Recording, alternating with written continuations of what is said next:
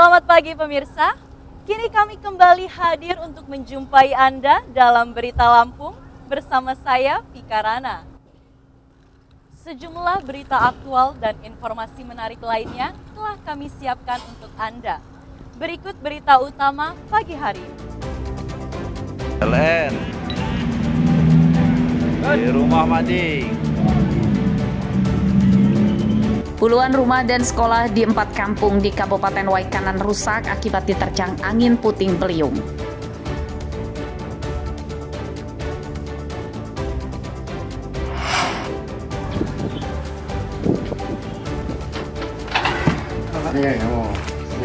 Seorang pria di Pringsewu yang tega menghamili putri tirinya disergap polisi.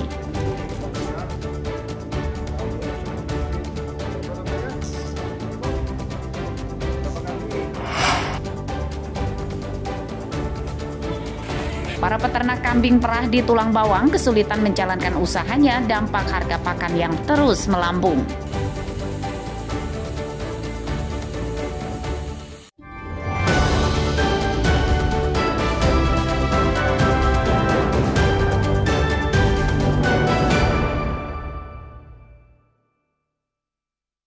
LN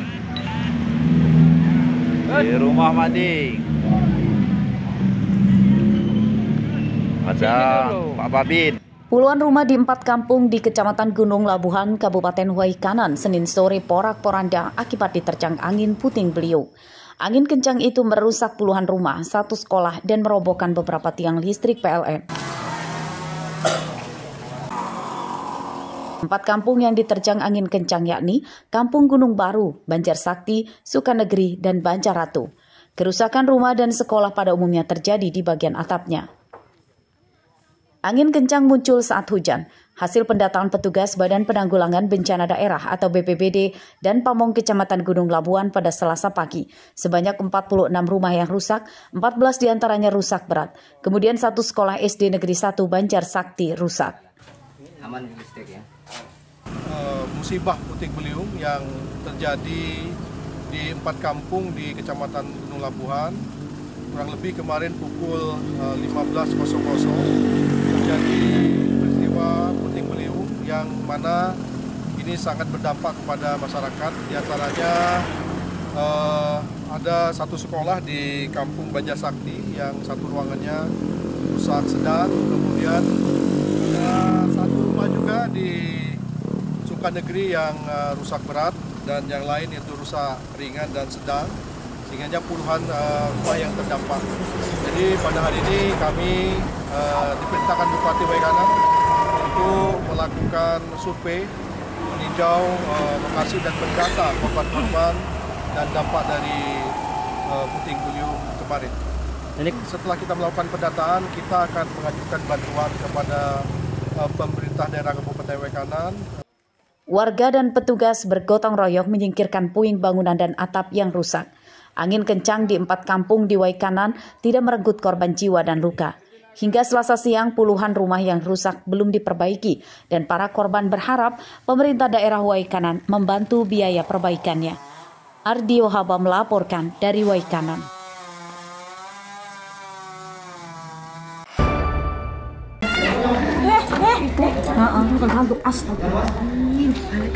Seorang pria ditemukan tewas tergantung di dapur rumahnya di Desa Buju Agung, Kecamatan Banjarmargo, Tulang Bawang, Selasa pagi. Kematian korban tersebut menggegerkan tetangganya yang kemudian melapor ke polisi.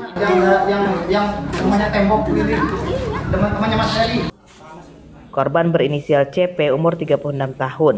Menurut Pamong Desa dan polisi, korban tinggal sendirian di rumahnya karena sudah berpisah dengan istrinya.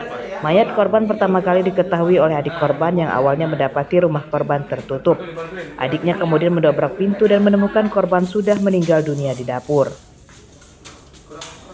Ditemukannya sama adik kandungnya karena gerbang dikunci, akhirnya manjat gerbang, dilihat dari jendela kamar mandi, ternyata korban sudah tergantung. Akhirnya adiknya keluar lagi sambil nangis, dia ngedatangin bapaknya dan ngebel sama saya.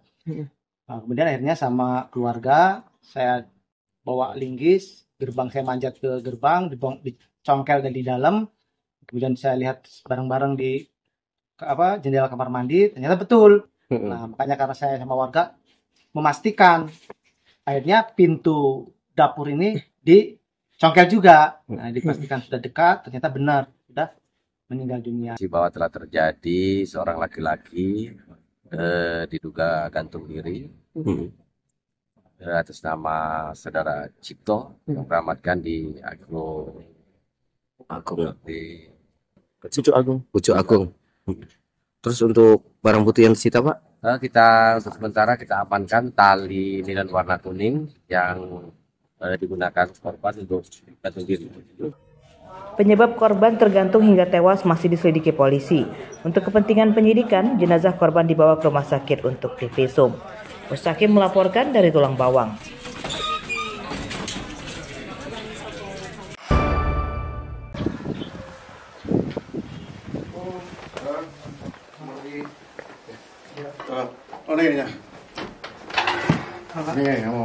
Seorang pria yang menghamili anak tirinya ditangkap saat sedang bermain game daring di ponselnya di dapur rumahnya di Kecamatan Pagelaran, Kabupaten Pringsewu, Selasa siang.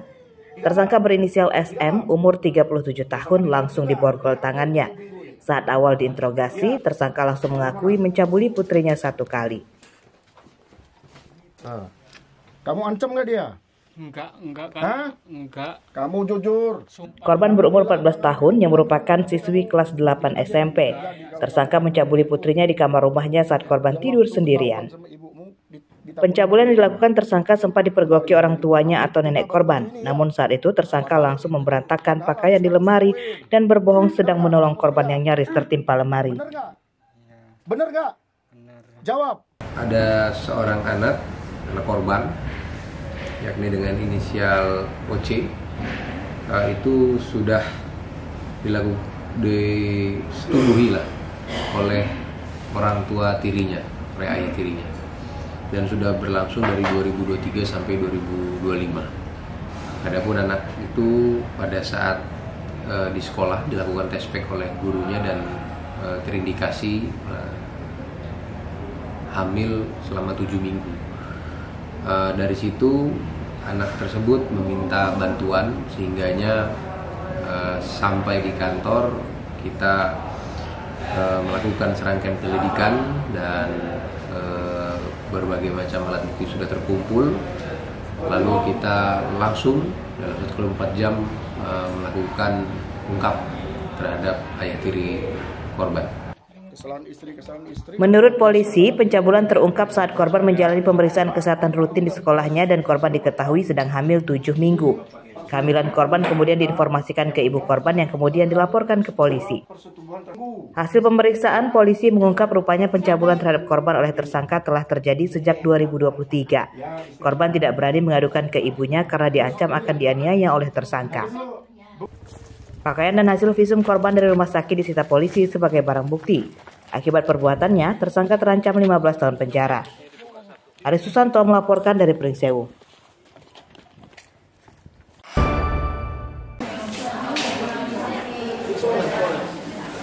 Seorang guru ngaji di Kecamatan Sungkai Utara, Lampung Utara, Selasa siang menyerahkan diri ke polisi setelah dilaporkan mencabuli salah satu murid perempuannya.